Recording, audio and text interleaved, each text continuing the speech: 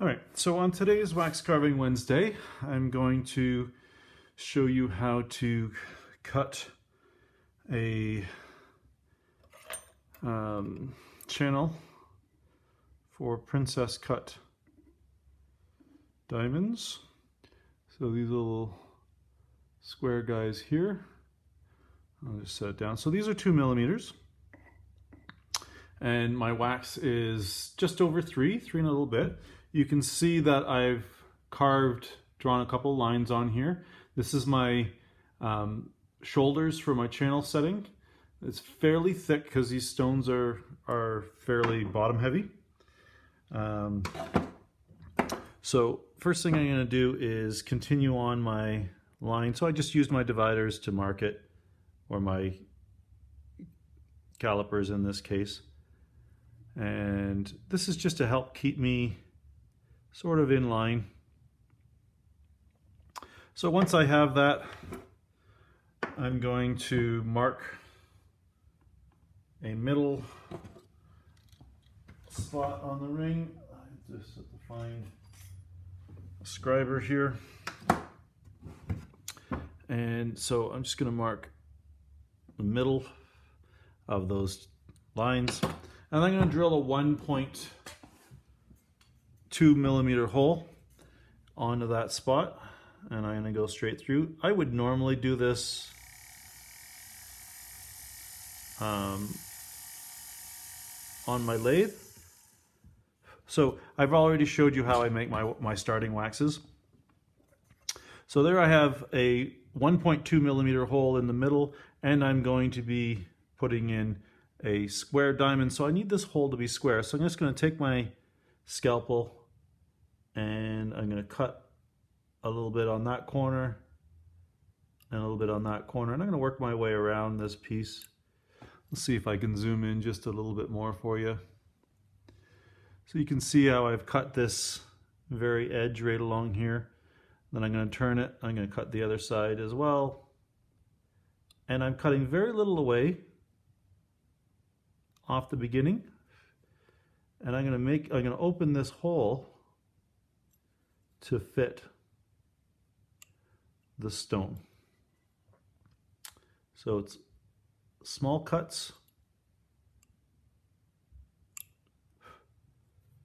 and trying to make sure everything is nice and square, perpendicular to the edges and all of that sort of stuff.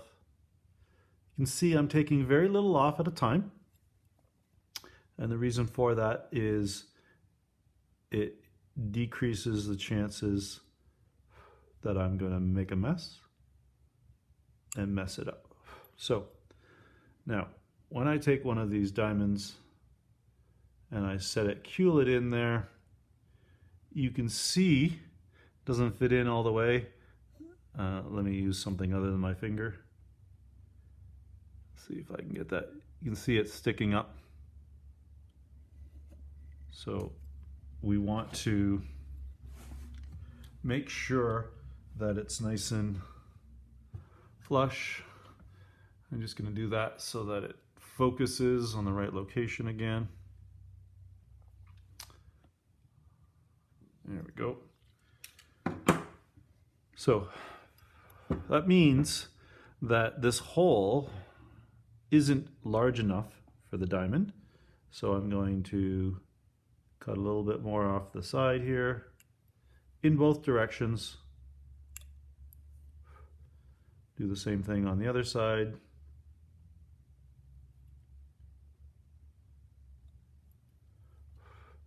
And turn it. So I have to do all 4 sides. Otherwise, it's not going to be square.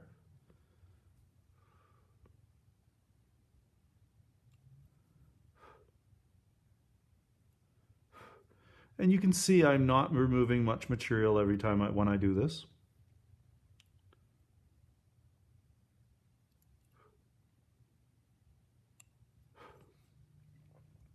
Every once in a while, just take your stone, set it in there. So you can see now how much better it fits in there. Now I can see that it's still not quite square. So I'm just going to square it up a bit more. Now inside, and I'll just put my thing, you can see that the hole is still round. So I'm going to start squaring that off a little bit on the inside by cutting again the corners with my scalpel. And this is because the culet of a princess comes down and is square all the way down. Do I have to do this? No. It can be done in the setting. But if I do it now, it decreases the chances of needing to do it later. So now I'm going to drill another hole off to the side.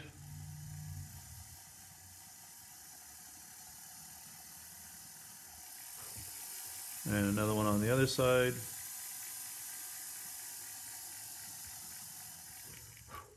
Just like that. And I'm going to step and repeat. So I'm going to do another one on this side.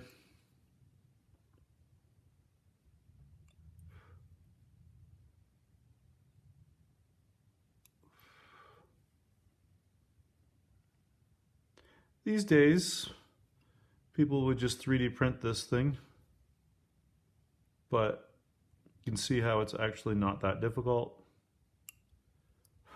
What I'm trying to do right here, in between the two stones, is have just a little knife edge, and that will allow for the seat to be strong during setting.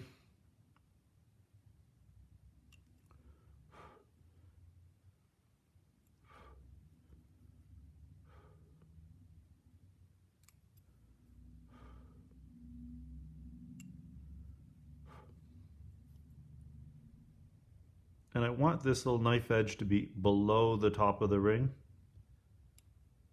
because the stone is going to sit below. So now I should be able to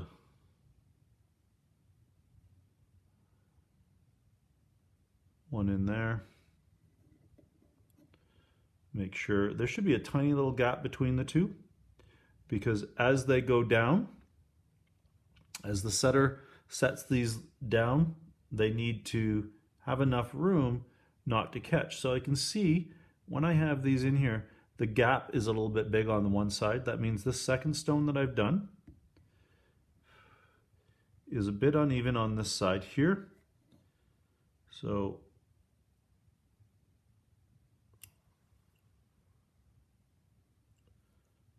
there we go.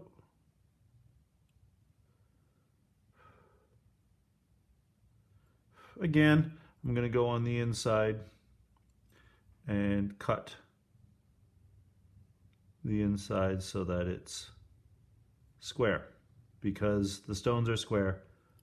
The hole should be square. And then I'll do this last one, and I'm going to show you how to do the inside. When I go to clean this up in the finished piece, I will, I'll use my saw to clean all of these edges, all of these lines and everything.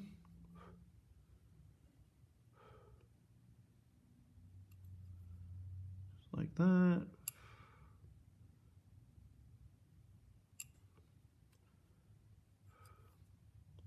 So if this was a 3-stone channel, I would stop at this, or I would go as many as it was. If I'm doing a full eternity band, I have to plan a little bit better and make sure the diameter of the ring matches the finished diameter of the stones when they're sitting culet to culet, or sorry, table to table. Otherwise, what can happen is I'll have one stone that's not fitting and stuff like that, which obviously we don't want. So once we have our stones seated like this,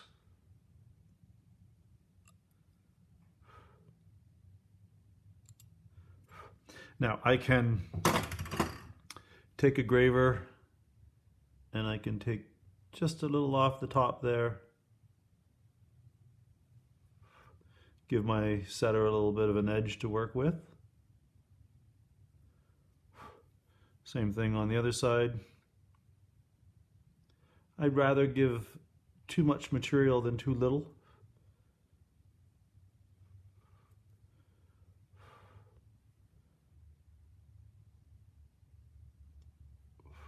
There we go. So you can see there's a little bit of an edge there.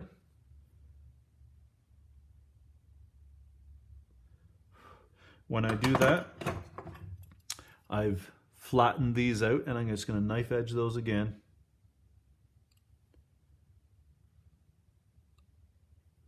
From both directions. Never come from only one side. It offsets them if you do that.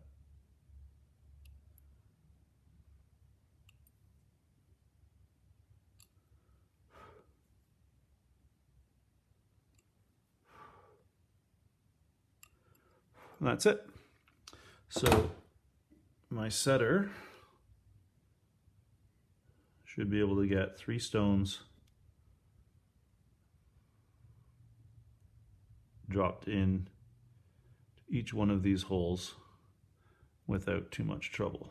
And again, as they when they set lower on the diameter of the ring, they actually pull together a little bit, so you need a tiny little gap in between. Now, before this wax is finished, on the inside, square diamonds require square openings. Round holes, square diamonds, that's just lazy. So on the back, again, with my scalpel. Now they don't have to be as big as the stones, the holes for the stones. So a pear-shaped stone or an emerald cut stone would have an emerald cut or a rectangular opening, and I taper it as well, so it's a bit of an angle so that it doesn't hold grease and dirt and everything.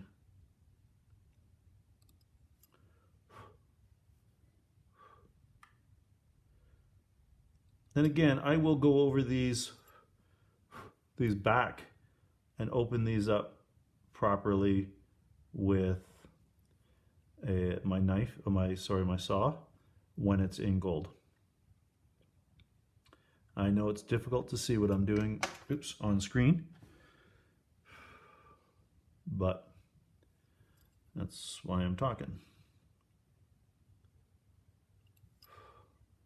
So it's just, it's good craftsmanship to put square holes on square diamonds, round holes on round diamonds.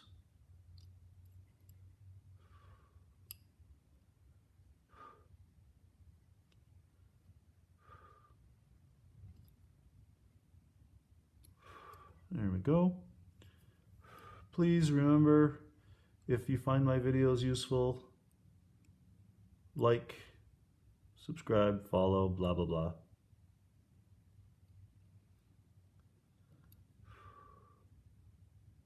If you want one of my wax carving Wednesday pieces, just message me. This is more about all of the colleges and universities and all the places that are teaching jewelry. A lot of them are teaching 3D printing techniques, and so this is kind of my way of saying, let's not just 3D print everything. Let's remember how to actually make things completely by hand. So there we go. We got 3 square holes in the back to go with the 3 square holes in the front. Okay, so that's this week's Wax Carving Wednesday. I hope that you learned something from it. Like I said, I could continue going along this and put 5 or 7 or however many stones I want across there, and then those are there. When it comes to cleaning these up, I will do that by taking my saw,